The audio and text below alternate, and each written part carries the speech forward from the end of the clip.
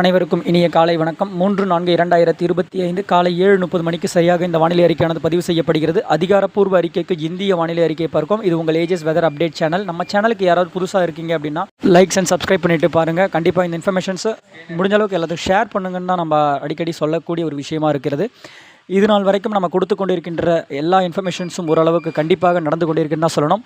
கடந்த சில நாட்களுக்கு முன்பாகவே அறிவித்து வந்த நிலையில் 1ஆம் தேதி முதலே மழை பொழிவானது ஆங்காங்கே பதிவாக தொடங்கிய நிலையில் நேற்றைக்கு பார்த்திங்கன்னா பரவலான இடங்களில் மழை பொழிவு அப்படின்ற மாதிரி கொடுத்துருக்கிறது. ஒரு பெரும்பான்மையான மாவட்டங்களில் ஆங்காங்கே ஒதுக்கின்னு தான் சொல்லணும்.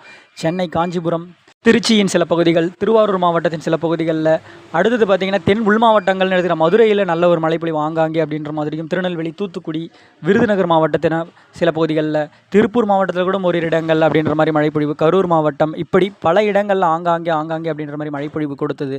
இப்போது கொடுத்து கொண்டிருந்த இந்த நிலையில் நேற்றைக்கே நம்ம அறிவித்திருக்கோம். அதிகாலை காலை வேளையில் கடலோர மாவட்டங்களில் மழைப்பொழிவும், அடுத்தடுத்து